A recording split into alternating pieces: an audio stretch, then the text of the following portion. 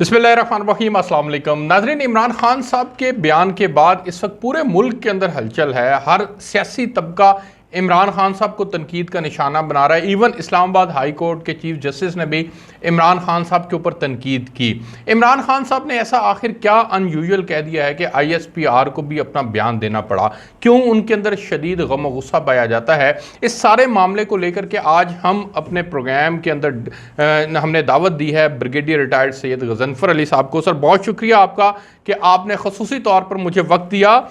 Brigadier साहब, इमरान खान साहब ने जो बयान दिया है वो बयान की क्या इतनी ज़्यादा इंटेंसिटी है कि इमरान खान साहब से कोई बहुत बड़ा ब्लंडर हो गया है ये बयान देकर के कि खान साहब जो हैं वो अपने पाँव के ऊपर कुल्हाड़ी मार चुके हैं? क्या ये उनकी सियासत के ऊपर असरअंदाज होगा ये बयान? बहुत बहुत शुक्रिया। अस्सलाम बिस्मिल्लाहिर्रहमानिर्रहीम। आपने जो आज का बयान है इमरान खान साहब का, उसमें आपकी इंट्रोडक्शन का एक सेंटेंस, एक लफ्ज़ में जो है, और मेरा ख्याल ये है कि वो तकरीबन अपने पाँव पे कुल्हाड़ी मारने के बराबर है। अच्छा। अब इसमें दो तीन चीज़ें हैं जो बड़ी क्रिटिकली देखने की जरूरत है। जी। पहली बात तो ये है, जब हम बयान पे तबसरा करते हैं या बयान टेक्स्ट को देखते हैं या बयान की वर्डिंग को देखते हैं, तो मुझे उसको बड़ा दुख हुआ and I feel bad. Soldier होने के हिसाब से मुझे अफसोस हुआ, और मुझे उससे ज़्यादा अफसोस इमरान खान साहब की अकल पे हुआ कि वो चीज़ों को किस तरीक़ाकार से देखते हैं। सही।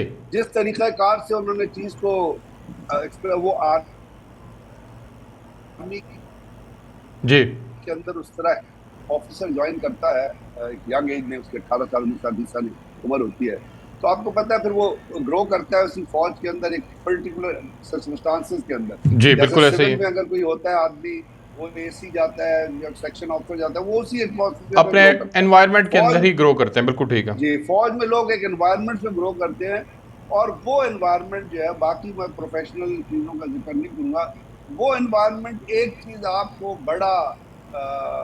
बड़ा जोर दे के सिखाता है, और वो चीज़ है वतन से मोहब्बत। ठीक। यानी इसी वतन से मोहब्बत के नतीजे में देखा कि कल 6 सितंबर है और आप 6 सितंबर को याद करेंगे।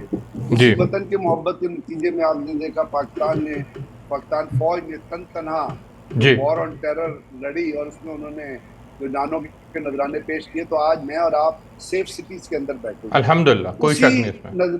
प्रोफेशन के अंदर उसी एनवायरनमेंट में आज देखते हैं कि पाकिस्तान में, पूरे पाकिस्तान में सैलाब आया हुआ है। बलूचिस्तान, KPK और सिंध फर्स्ट इफेक्टेड है, और जिस दिन से सैलाब की ये सूरत हाल हुई है, तो आप देखिए कि पाकिस्तान फौज के जवान, अफसर वो पूरी कुर्बानी दे रहे हैं सर, इसमें कोई शक नहीं है। लेकिन सर, इस सारे माहौल के अंदर इस कमिटमेंट के साथ बिल्कुल हर पाकिस्तानी भी इमोशनली भी अटैच है कि जिस तरह से हमारे सोल्जर्स वतन के लिए अपनी जान कुर्बान करते हैं, तो वही पाकिस्तानी कौम की अटैचमेंट है इमोशनली अपनी अफवाज पाकिस्तान के साथ। ऐसे में पाकिस्तान का सबसे पॉपुलर लीडर पब्लिक गैदरिंग के अंदर अगर इस तरह के बयानात दे, तो उसकी क्या सर इंटेंसिटी यही है कि उसको सियासत से बेदखल कर दिया जाए, या उसको इस तरह से उसके मामलात को इस तरह से लेकर चला जाए कि वो सियासत से आउट हो जाए? पहली बात तो मैं कहूँगा कि उस बयान को हम आया है उसकी मजम्मत करता हूँ। बिल्कुल ठीक है, ठीक नहीं है वो बयान, बिल्कुल एक मैं कहूँगा कि एब्सर्ड मीनिंग्स के ऊपर मुनासिर है। उस बयान की वक़्त जो है वो उसको महसूस करने की ज़रूरत नहीं है, और वो बयान ऐसा है जो हर फौजी को तकलीफ देगा, क्योंकि और दूसरी चीज़ ये है कि जो भी आर्मी चीफ आता है, अपॉइंट होता है, उसको सिविल गवर्नमेंट ही अपॉइंट करती है। हाँ जी, बिल्कुल ठीक है। गवर्नमेंट है तो गवर्नमेंट करती है, उसकी प्राइम मिनिस्टर, उसका एक प्रोसीजर है, उसका एक तरीक़ाकार है, उस तरीक़ाकार के मुताबिक वो चीज़ चलती है, और उसकी अप्रूवल प्राइम मिनिस्टर देता है। अब प्राइम मिनिस्टर ज्यादातर प्राइम सिविलियन ही होगा ना, तो इसका ये मतलब तो नहीं कि प्राइम मिनिस्टर जो अप्रूवल दे रहा है उसको समझ रहा है कि मेरा बंदा है। कोई किसी का बंदा नहीं होता, पहले तो ये बात याद है। हर बंदा या सिविलियन या IGP या किसी का बंदा नहीं होता। लेकिन सर, लेकिन सर, जब इमरान खान साहब ने मौजूदा army chief general Qamar Javed Bajwa साहब को एक्सटेंशन दी थी, उस वक्त पूरे मुल्क के अंदर एक फिजा ये थी, और इवन इमरान खान साहब खुद भी ये कहा करते थे कि उनकी कोई अटैचमेंट है, कोई मोहब्बत है उनकी, कोई वो समझते हैं कि उनकी केमिस्ट्री मैच कर गई है मौजूदा आर्मी चीफ से। उस वक्त उस सिनेरियो के अंदर उन्होंने इसीलिए इनको एक्सटेंशन दी थी। और फिर उसके बाद जब हमने देखा कि 3 साल जो है वो ये इन्होंने 3 साढ़े 3 साल जो हुकूमत की, उसमें अब इमरान खान साहब ये बयानात दे रहे हैं कि वो तो एक है, वो तो एक डमी प्राइम मिनिस्टर के तौर पर जो है वो काम किया करते थे। ये उस सारे मामले का मैं आपको जो है वो क्रक्स बता रहा हूं। तो इस सारे सिनेरियो के अंदर पाकिस्तान की सियासत क्या आर्मी चीफ की अपॉइंटमेंट के गिर्द घूमती नहीं है सर? नहीं घूमनी चाहिए ना, घूमनी नहीं चाहिए। चीफ एक प्रोफेसर, देखिए बात ये है, मैं सबसे इसमें मेरी 2 सेकंड मेरी बात को जरा गौर से सुनिएगा, और ये मैं आपके जी प्रोग्राम के थ्रू पेश करूंगा कि पाकिस्तान में दुनिया पूरी में आर्मी चीफ और अपॉइंट होते हैं, पेंटागन में पेंटागन चीफ अपॉइंट होता है, नेवल चीफ अपॉइंट होता है। कहीं आपने इतनी डिस्कशन सुनी है आर्मी चीफ के बारे में? होना ये चाहिए। यही नहीं, आप माजी के तनाजुर से भी इसको देखें जी। आपके जितने भी सियासतदान इस वक्त मौजूद हैं, चाहे वो मरियम अवान है, चाहे वो जरदारी है, चाहे ख्वाजा आसिफ है, चाहे जावेद लतीफ है, जो भी है, सब ने अपनी अपनी अफलातूनियत झाड़ी है इस अपॉइंटमेंट की। ठीक। हर एक ने, खुर्रम दस्तगीर ने क्या बयान दिया था। असल में अगर ये चीजें अरसलान टाइम पे चेक हो जाए ना, कैमरा भी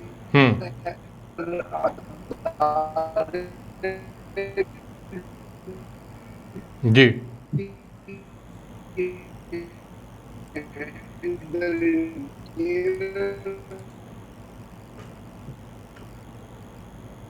वो एक शख्स के लिए गलत और दूसरे के लिए ठीक नहीं हो सकती। ठीक है। अदारों का तहफ़्फ़ुज़ और अदारों के चीफ का तहफ़्फ़ुज़ आपके आइन के अंदर मौजूद है।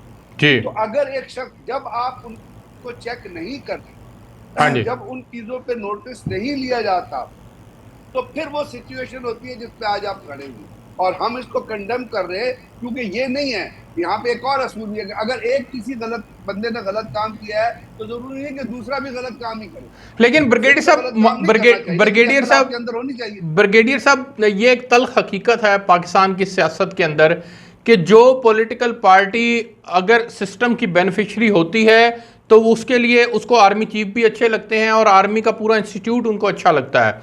लेकिन जो पॉलिटिकल पार्टी जिस वक्त वो बेनिफिशरी नहीं होती तो वो सबसे पहले जो तनकीद करती है वो उसी इंस्टीट्यूशंस के ऊपर तनकीद करती है, उसी आर्मी चीफ के ऊपर तनकीद करती है। DGISI का तो बाकायदा नवाज शरीफ साहब ने नाम लिया, मौजूदा आर्मी चीफ का नवाज शरीफ साहब ने पब्लिक गैदरिंग्स के अंदर नाम लिया।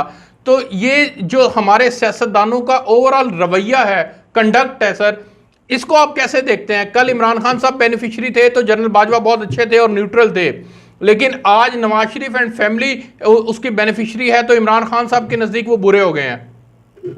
असलान मैं यही तो आपसे अर्ज कर रहा हूँ कि अगर जिस वक्त नवाज शरीफ ने बयान दिया था, जिस वक्त जाते जावेद लतीफ ने कहा था कि खुदा न करे पाकिस्तान न खपे, जिस वक्त जरदारी ने कहा था ईस्ट स्टेट में जानेंगे, जिस वक्त नवाज शरीफ अपना बाकी लोग, अगर आप उन बयानात को चेक करते तो क्या पाकिस्तान के अंदर क्वेश्चन ना क्रिएट हो? आपने ठीक कहा, यही इल है पाकिस्तान की सियासत की कि जब कोई शख्स आपके लिए खड़ा हुआ है वो अच्छा है। अदलिया के खिलाफ क्या गंदी जबान इस्तेमाल की है PMLN नवाज शरीफ ने? किसी ने नोटिस लिया उस चीज का? मरियम अवान ने कहा कि जी बेंच फिक्सिंग हो रही है, इससे बड़ी जलालत की कोई बात हो सकती है? इमरान खान के बयान को कंडेम करें, जितना कर सकते हैं करेंगे, लेकिन बात यह है कि यहाँ पे दो चीजें जब आप जुर्म को पनपने की हवा देते, और इसके अलावा आप देखिए वीलॉग उठा के देख लीजिएगा अरसलान, आप हर टट्टा बैठा, हर टिटली बिटली आदमी जो है वो आर्मी चीफ की अपॉइंटमेंट पे कमेंट कर, कोई कहता है एक्सटेंशन, कोई कहता है अपॉइंटमेंट, हर एक अपना फलसफा जा रहा है। मैं एक वीलॉगर को सुन रहा था, वो कहता है कि जी एक जनरल साहब के बारे में वो कहता है कि जनरल साहब है, इन्होंने FC में कमीशन लिया था। FC में कमीशन होता है, FC किसको कहते हैं? या फ्रंटियर कंस्टेबलरी है, फ्रंटियर कोर है, सही उसमें तो आर्मी का ऑफिसर लोग when they become captain, और जब वो FC में जो लोग होते हैं वो तो इंस्पेक्टर तक जाते हैं या DSR तक चले जाते हैं। यहाँ पे नॉलेज का ये, अब वो शख्स बैठा हुआ आर्मी चीफ की अपॉइंटमेंट के ऊपर कमेंट कर रहा है। भाई आर्मी चीफ एक बहुत बड़ा अदारा है हर मुल्क के अंदर, उसके ऊपर एक आम शख्स को कमेंट नहीं करना चाहिए। मेरे जैसा लेकिन सर इसके अंदर कौन मैं भी इसका बड़ा जिम्मेदार है? सियासत की दहलीज के ऊपर इतनी डिस्कशन ये कौन लेके आया इस इंस्टीट्यूट के मामले को लेकर के? क्या माजी के अंदर जो गलतियां हुई, जो मार्शल लॉ लगे, उन मार्शल लॉओं की वजह से आज जो इंस्टीट्यूट का किरदार है जिसमें वो समझते हैं कि वो न्यूट्रल है और उनका सियासत से कोई लेना देना नहीं है, तो क्या इसलिए ट्रस्ट डेफिसिट है क्योंकि माजी के अंदर मार्शल लॉ लगते रहे हैं? देखिए, मैं एक चीज एक DGISPR के बयान से एक चीज दूंगा, अगर आपको याद हो, आप भी मीडिया के आदमी हैं। उन्होंने एक ब्रीफिंग में उनसे ये सवाल किया गया था कि आपके ऊपर इतना फौज के ऊपर इतना क्रिटिसिज्म हो रहा है तो आप बोलते क्यों नहीं? उन्होंने कहा जी हम बेजबान हैं, हमारी जबान आप है, आप बोले। जी। आप जो चीज गलत है उसको गलत कहें, जो चीज सही है उसको सही कहें। इसलिए फौज हर चीज पे बयान नहीं दे सकती। बुनियादी तौर पे ज्यादा पाइए ये ज्यादती है पाकिस्तान की पॉलिटिकल सिस्टम। जैसे आपने खुद कहा कि जिसमें जो पावर में है उसको हर बंदा अच्छा लगता है, जब वो ताकत से निकल जाता है उसका हर बंदा बुरा लगने लगता है। यही मरियम एवान जो कुछ कहती थी, कह रही थी, आज वो कुछ और कहती है, आज वो कुछ और। तो बात यह है कि इसके ऊपर अदारों को काम करने की, और इस बिल्कुल ठीक है।